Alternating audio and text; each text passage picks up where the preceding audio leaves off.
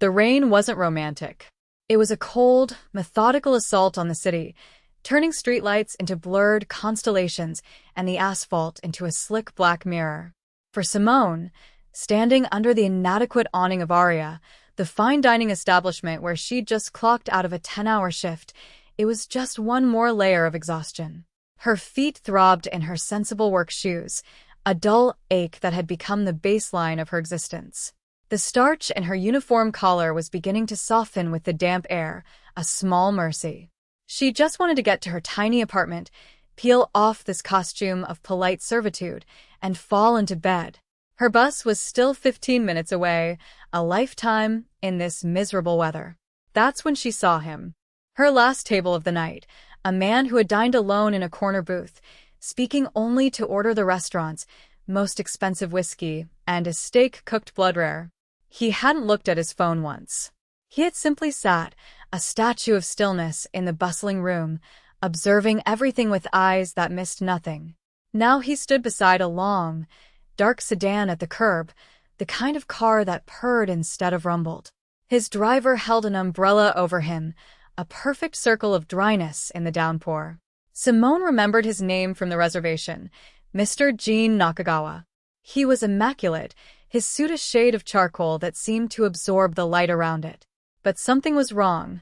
It was a detail so small she almost missed it, a flicker of discord in an otherwise perfect picture. The driver. He was standing too stiffly, his grip on the umbrella handle too tight.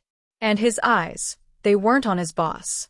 They were scanning the street, a predator's gaze that didn't belong on the face of a chauffeur. Simone's brain, sluggish from fatigue, slowly pieced it together. The way the driver's jacket bulged unnaturally on his right side. The way he shifted his weight, not with the ease of a man waiting, but with the coiled tension of a man about to spring. It was none of her business. She knew that. Her shift was over. Her life was complicated enough without borrowing trouble from a rich man who probably courted it for sport. She should turn, walk the other way, and wait for her bus in the relative safety of the next block. But her feet, those same tired, aching feet, remained planted on the pavement.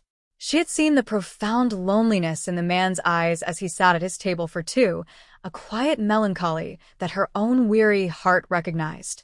It was a foolish, reckless impulse. It was the most dangerous kind of empathy.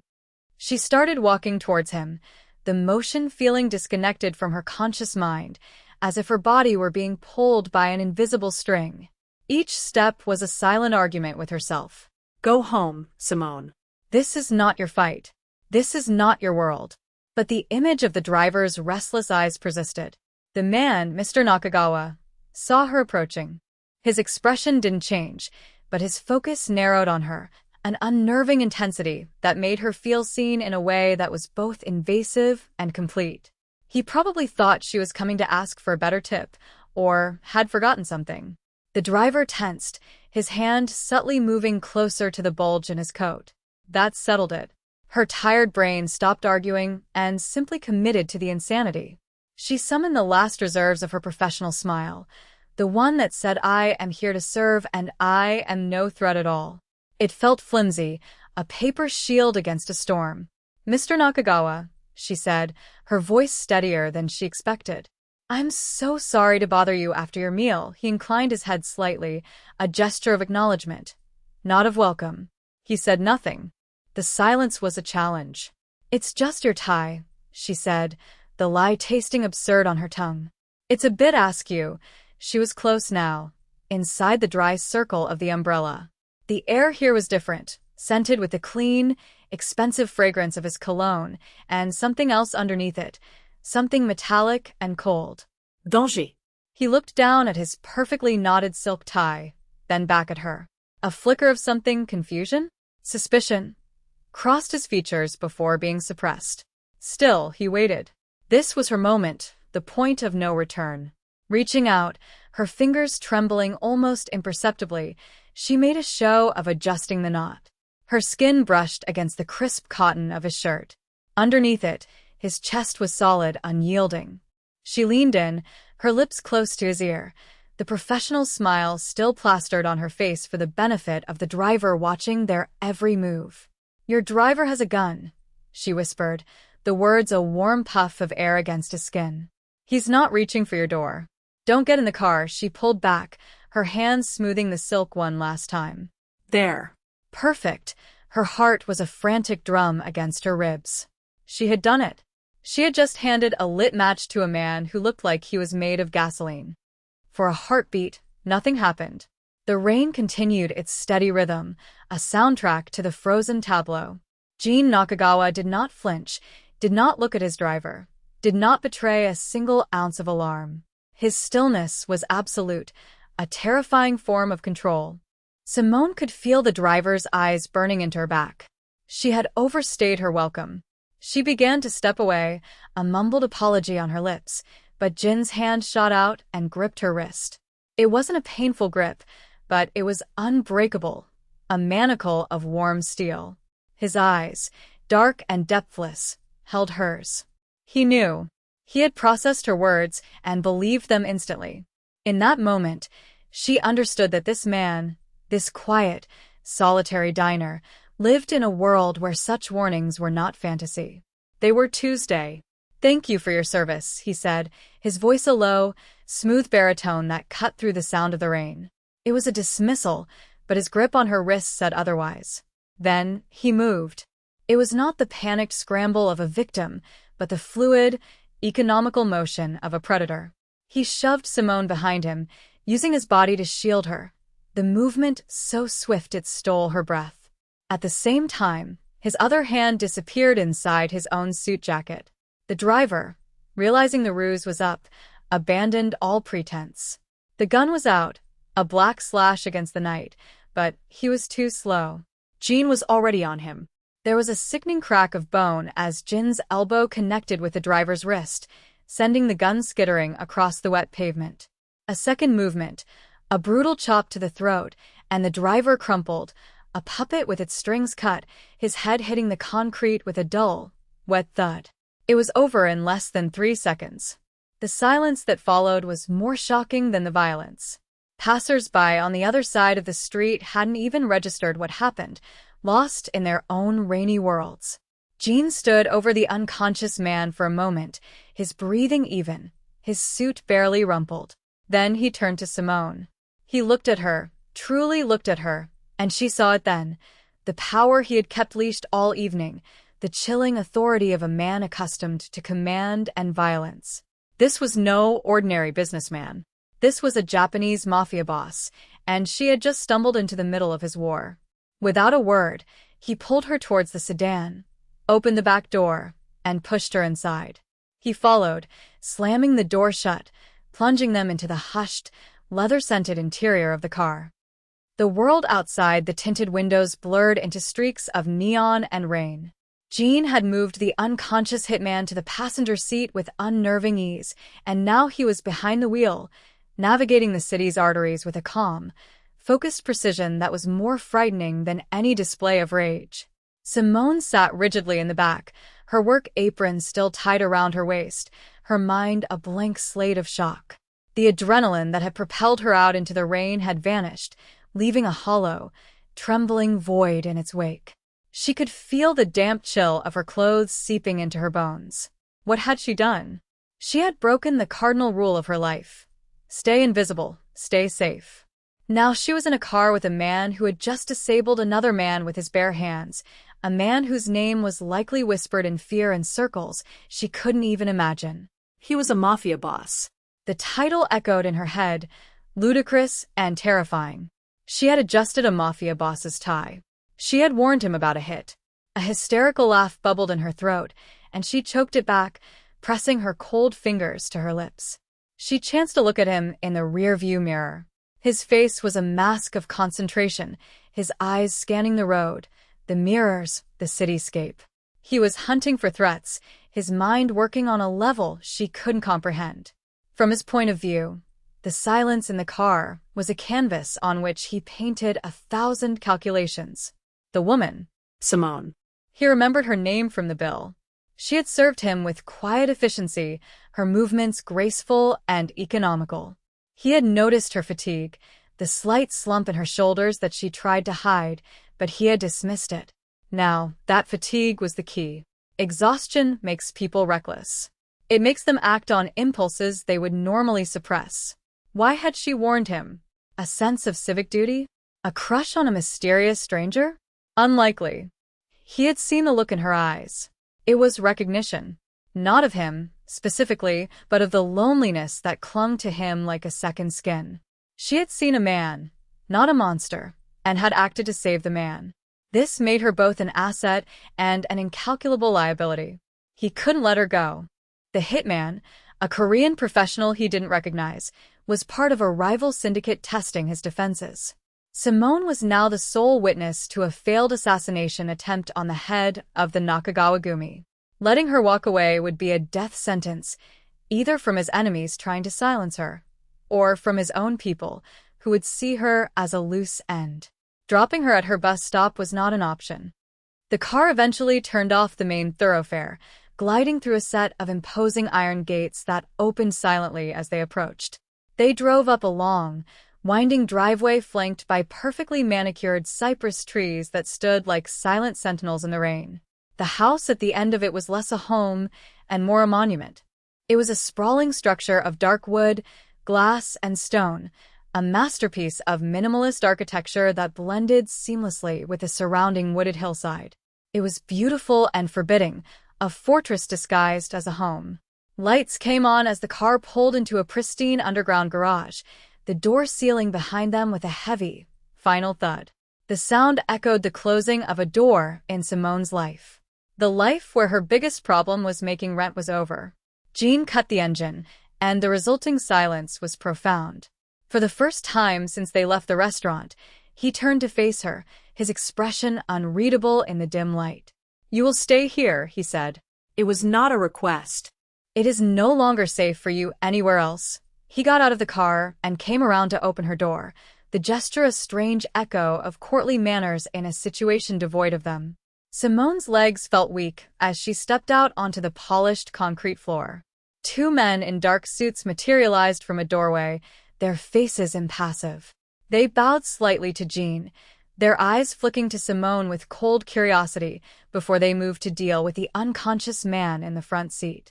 Jean led her through the doorway into an elevator that rose silently through the house. When the doors opened, they were in a foyer that was larger than Simone's entire apartment. A severe-looking older woman in a traditional kimono was waiting for them. She bowed deeply. "Hannah," Jean said, his voice now carrying a note of command Simone hadn't heard before. "This is Simone. She will be our guest. See to it that she has everything she needs." A room in the West Wing, Hannah's gaze fell upon Simone, taking in the cheap uniform, the damp hair, the look of sheer bewilderment.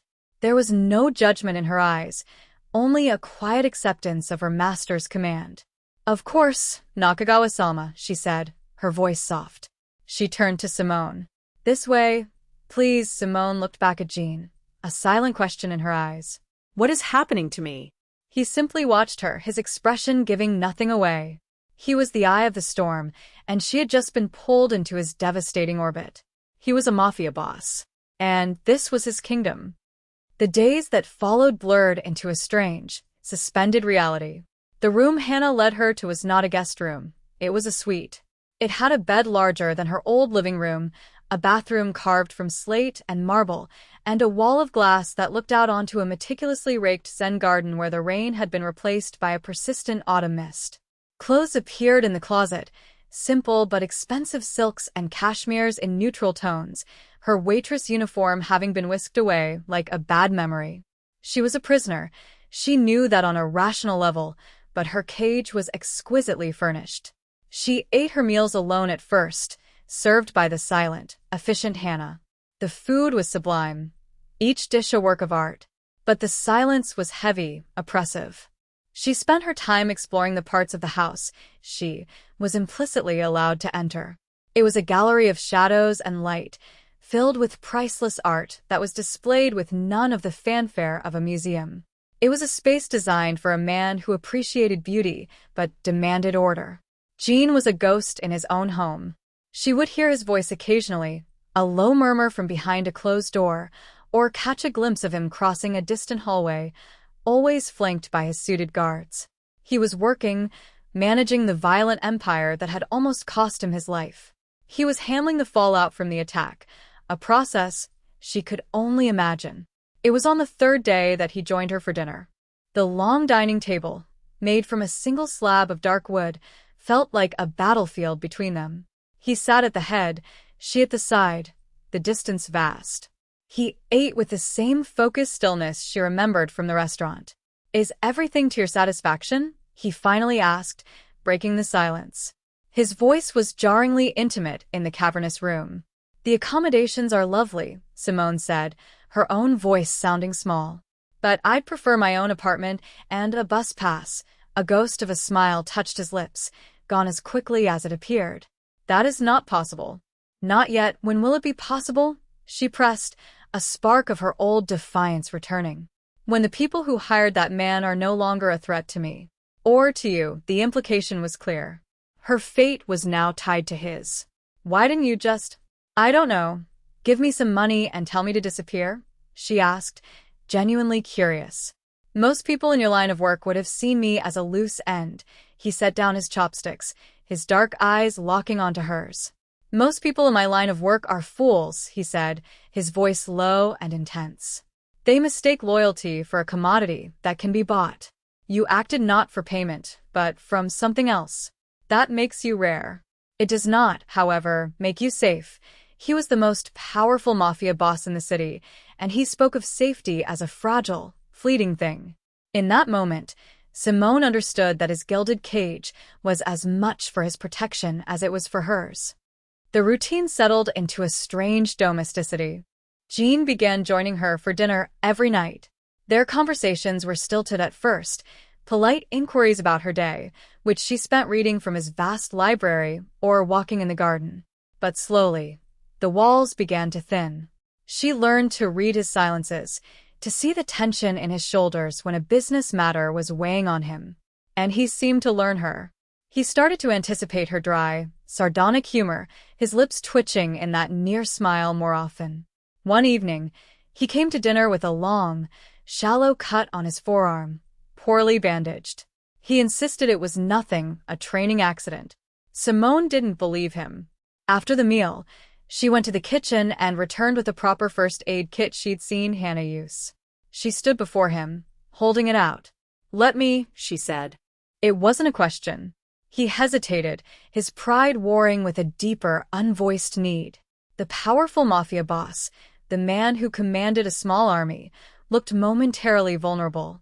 He slowly extended his arm. Simone unwrapped the clumsy bandage. The cut was clean but deep. Her hands were steady as she cleaned the wound, her touch gentle and professional. It was the same practical, no-nonsense care she would have given a clumsy coworker who burned himself on a stove. The proximity was intoxicating. She could smell the faint scent of whiskey on his breath, see the threads of silver at his temples she hadn't noticed before. He was not an abstract monster. He was a man of flesh and blood, a man who bled. She worked in silence, concentrating on the task. "Why do you do this?" he asked, his voice a low rumble that vibrated through her fingertips. "Why are you not afraid of me?" Simone finished applying a sterile dressing, her movements precise. She looked up, meeting his gaze directly. The question hung in the air, genuine and raw. She had asked herself the same thing 100 times. She should be terrified. She was living in the house of a known criminal, a Japanese mafia boss whose enemies wanted him dead. But fear was a distant hum beneath a much louder, more immediate feeling. Curiosity. Connection. "I was afraid," she admitted, her voice quiet but firm. "That first night, I was terrified. But it's hard to stay afraid of someone when you've seen them eat their green beans one by one just because they don't like them." A startled, genuine laugh escaped him. It was a shocking sound, rich and warm, and it transformed his entire face, erasing the years of cold control. The sound hit Simone straight in the chest. In that moment, he wasn't a mafia boss. He was just Jean. And she was in far more danger than she had ever been. The fragile peace of their strange cohabitation was shattered a week later. It happened just after midnight. Simone was in her room, reading, when a low, insistent alarm began to chime throughout the house. It wasn't a shrill, panicked sound, but a calm, methodical warning. A threat was imminent. Her door burst open and Jean was there, not in his usual tailored suit, but in a simple black shirt and trousers.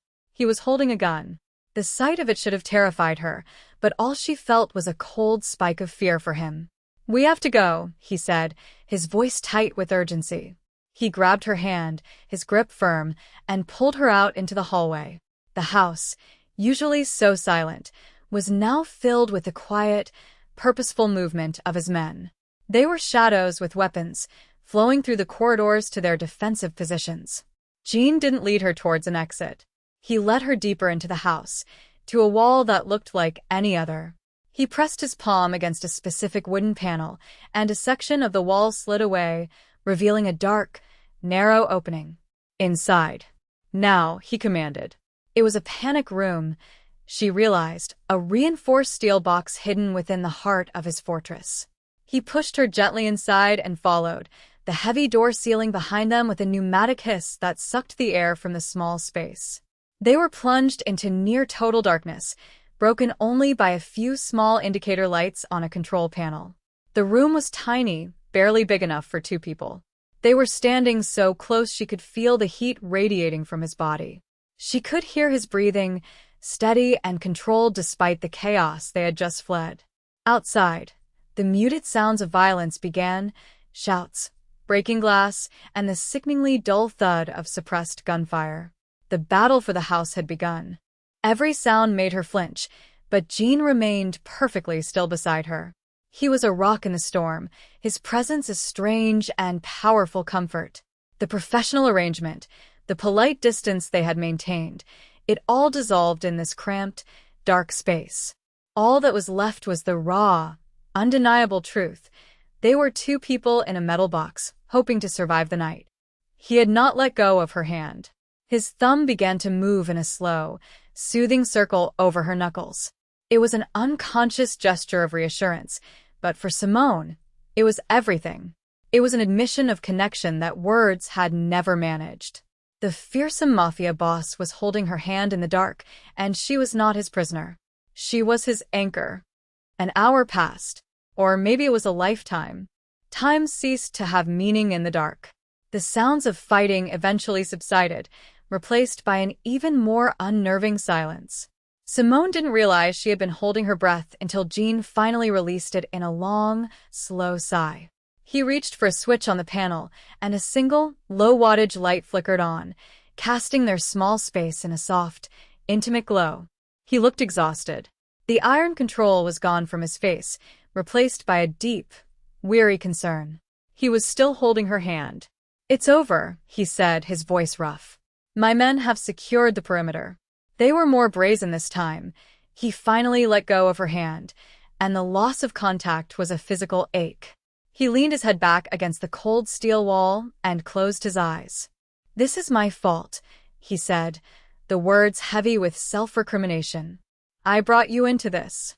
I thought I could protect you here, but I only made you a target." Simone watched him, seeing for the first time the immense weight he carried. The power, the wealth, the violence, it was all a cage of his own making. "You did protect me," she said softly. "You got me to this room." He opened his eyes, and the vulnerability in them was staggering. It was the same look she'd seen in the restaurant, magnified 1,000 times. "For how long, Simone? They know I have a weakness now. They know I have you." He looked at her, his gaze intense, stripping away all her defenses. "I can get you out," he said, the words costing him dearly. "I have resources.